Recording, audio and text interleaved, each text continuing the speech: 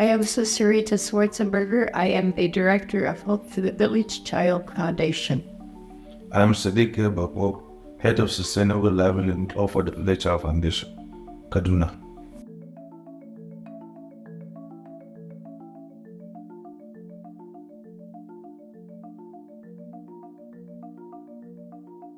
On December 12th this year, we attended the second National Conference on the Management of the Farmer-Herder Relations in Nigeria. As we all know, farmer-herder relations have been in difficult straits for some time. Conflict has arisen, and there is an effort by the federal government to set up a system in order to try to address some of the conflicts that have been arising. Not only farmer-herder conflicts, but other conflicts. So 3 organizations that are involved in a program called POCI, they are involved in trying to find a way to come up with techniques to address the conflicts that arise, especially the national organization called OSPRI, or the Office of Strategic Preparedness and Resiliency. So the idea is to try to put in place a system that when conflicts arise, they can be addressed. So we have 3 organizations, one in Kaduna, our own, one in Zamfara, and one in Benue states.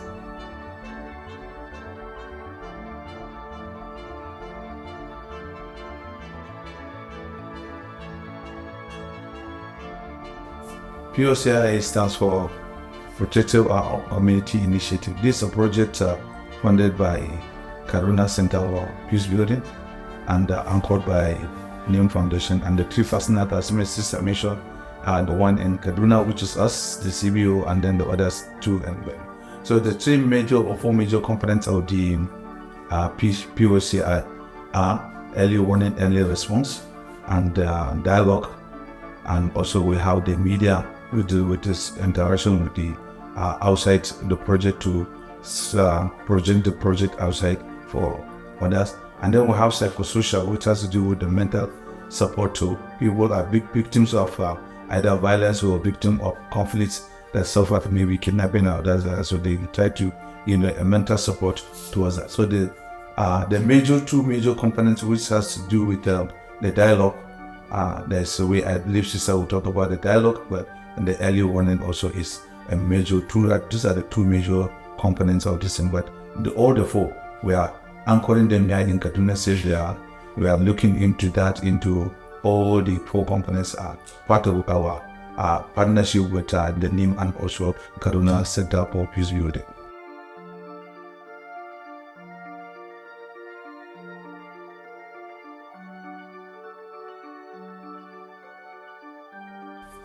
Dialogue is a word we use often, and for most people in most situations, dialogue just means people coming together and talking. As if, for example, Haji Sadiq and I right now talk to each other, we would call that dialogue. But in the POCI program, or the structured system we have it in a special way called reflective structured dialogue. And this is in dialogue, just like sitting down, jesting with one another. This dialogue means that there has to be an extensive level of preparedness, and the preparedness involves meeting with all the people ahead of time who will be part of that dialogue, to be sure that we hear what are their concerns and how those concerns can be spoken to, so that if people have any reservations about it, the person who is leading the dialogue, the facilitator, is able to take those into account. As a result, when people come together for a dialogue session, already the whole framework has been set.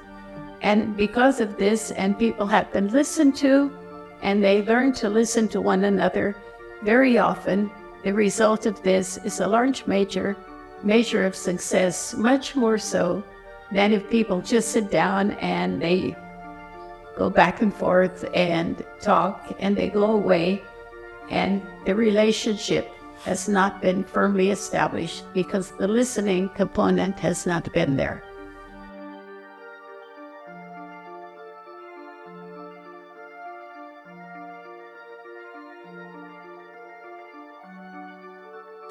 Okay, you see the two components as I earlier mentioned about, and what sisters talk about success. You see the two components work together. The early warning, early response, we're able to detect early conflict triggers and then report it to the dialogue. The dialogue component, which we call them the facilitators, we call them community dialogue facilitators, they now pick the case up and then try to dialogue between the parties involved.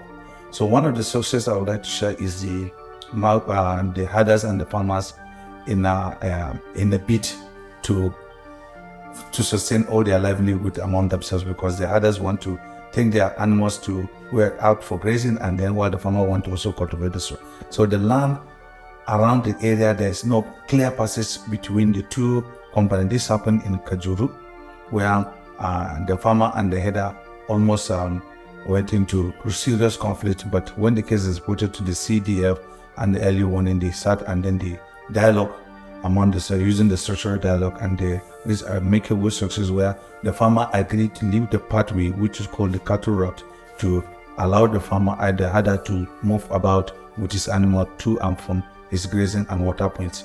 This, in so doing, the farmer, the herder in return also support the farmer with the cow dung, so that it will help him to also grow the other land that is not fertile for him to get his source of livelihood. So it's a win-win situation for all of them, and which is a good success for us.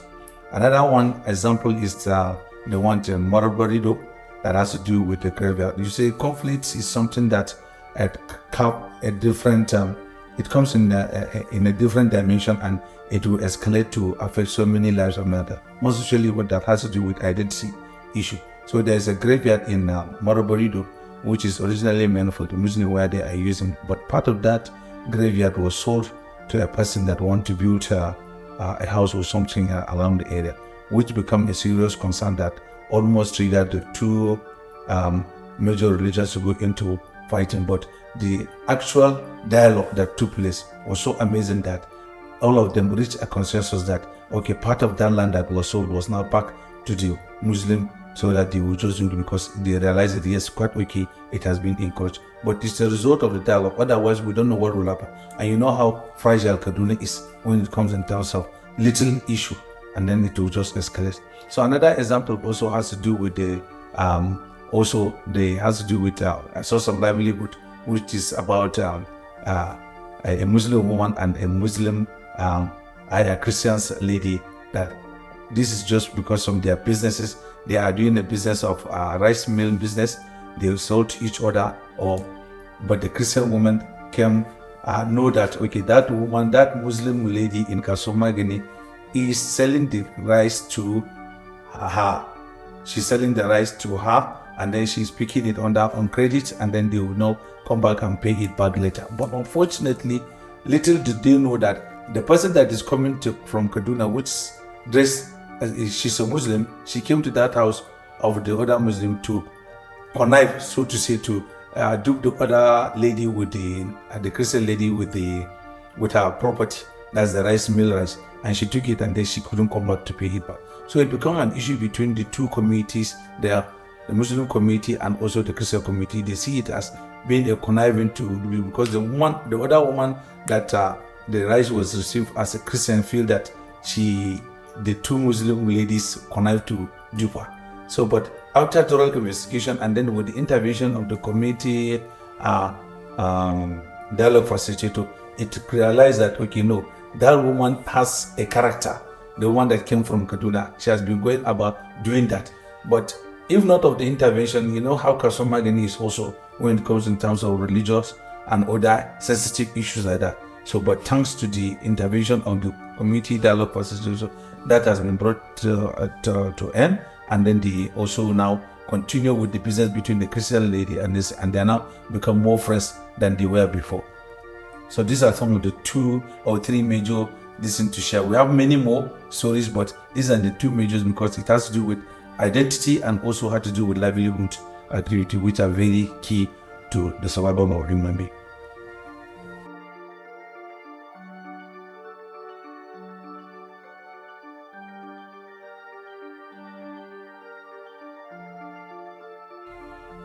The farmer-herder conflict, as we know, has gone on for centuries.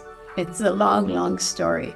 But in Nigeria today, it has been exacerbated partially because of the influx of people from outside the country due to different reasons, due to conflict, due to drought, different reasons why many people have come into the country, but also because of the growth of the population within Nigeria. If we go back 30, 40 years, farmers and herders lived side by side with very little problems between them because they cooperated with one another. But now, because of the squeeze on the land, the pressure on land, the cattle routes have been encroached upon as the crop farmers have moved out. So the animal farmers are finding it difficult, especially if they are migratory.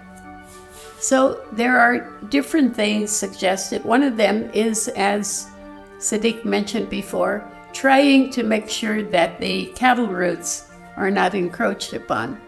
But that becomes a little bit difficult when you talk about the increase in the number of crop farmers. So we have several suggestions that we are trying to propose to the government. One of those is to look into the nature of crop farming, because as it is right now, people rely on chemical fertilizer, chemical pesticides, and so on. And as they do that, they're not reviving the land. And then when the fertilizer becomes too expensive, they will leave that land and they'll move to a new land. And so unless the farmers are taught something about regenerative agriculture, where they're able to regenerate the soil and they're able to still have a good production, if they have that, then they would be able to not need to keep on moving to different lands. And that possibly could reduce the encroachment on the land. The other option is for the animal farmers themselves, because if they could set up a ranching business.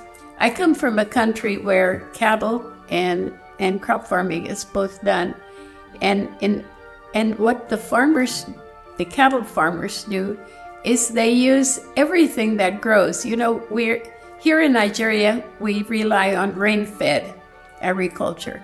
But in there, when you have snow in the winter, you can't rely on grass growing. So what they do is during the rainy months or the summer months, they use all of the things growing, they plant special crops, and they make it into silage. And then during the year, or they bale it. And during the year, the whole year, they have feed for the cattle. So that would, if that were done in a, let's say, systematic manner, and the government could help the cattle rearers to get the equipment that they need, and that would also benefit the farmers, because the farmers themselves then could use some of the silage or some of the plants growing, and they could bale that, and they could sell it to the cattle rearers for their food. So it would be beneficial to everyone. Those are just some ideas that we propose that maybe the government could look into.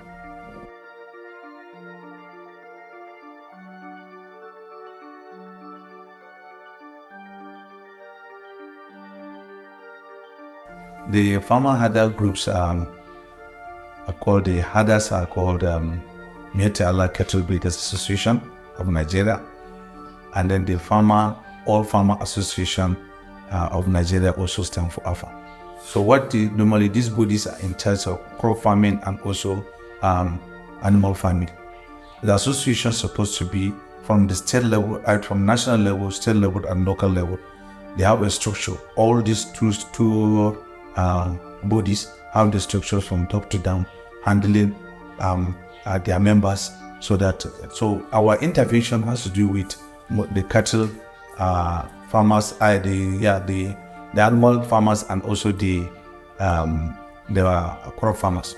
So the association will begin to interact with them, because most of the focus is that, as Cesar mentioned, about the conflicts. We know generally conflict is unavoidable between these two bodies, because they live together, they work together, they also have almost the same pressure on the soil that they need. So there's that need for them to all have to survive and others like that. So to intervene, we bring these two bodies together at the state level to start interacting together, and then to look at the issues around those issues that are bringing them conflict, like the cattle route she mentioned, and also animal grazing, because animal cannot just go into the farm without necessarily reasons for either they are passing close by or lack of posture around the area. So they have to just pitch into that, and it becomes an issue among them. So working with those groups means that when we talk with the at national and state level with the MACBAN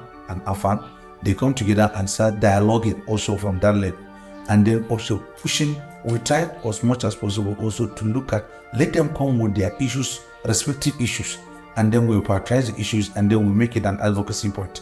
We start going into visiting agencies and government security agencies and whatever, so that let them see, and traditional rulers also, let them see the issues these people are having, and then how can they handle it, because all of these are all around resources, and this natural resources is there, and then how would they harness it, and then there's supposed to be a support from the government, also the traditional rulers, in terms of supporting these structures to also handle all the injustice or the securities, or maybe the levy they put on any maybe if there's any crop damage or something like that, the levies they charge them is an issue. So all these issues were tabled to the government and also to the security outfit and also traditional rulers, and they welcome the idea.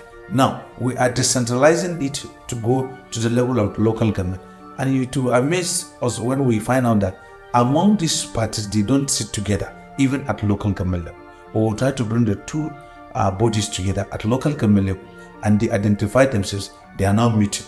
In the two local government we are having this intervention, Chukun and Kajuru, they come together and that start dialoguing about the issues and see how they are going to move those issues to how they will talk to their members and also talk to the relevant authority to intervene when there is a serious issue. So I think it's beginning to yield dividend, bringing them together. Now we are going to go back to the grassroots again, to the world level, and also to the village level, because everywhere you find a farmer and also a header. So, and sometimes they are both farmers, and they are also both crop farmers and livestock farmers. And so with that, it is a symbiotic relationship that supposed to exist between these people, that they need to compensate each other.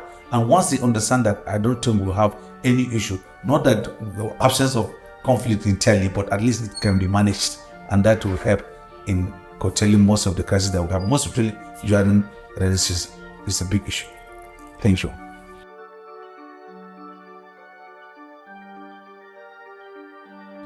In conclusion, I just would like to say that for us to be invited to this national conference was a great privilege, but has also brought out the responsibility we have, not just us in Hope for the Village Child, but all of us have to try to avert conflict in our own area. We are grateful that the government is taking this initiative, and in fact, we have, especially in Kaduna State now, the initiative called the Concord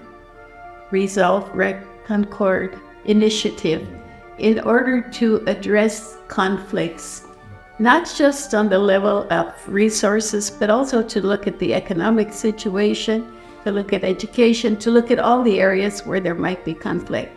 So we are hoping to continue to be involved. We wish to especially thank our traditional rulers because they have been very supportive of this project, and to thank all of the people who have been involved, with special thanks, as Elijah mentioned before, to the Karuna Center for Peace Building and to the Neem Foundation, because of all the support and all the training and what we have received in terms of collaboration with them. So for all of the people involved, we have to say thank you. And we pray that God will give us success in this, so that conflict can be averted and that we may have peace in Nigeria.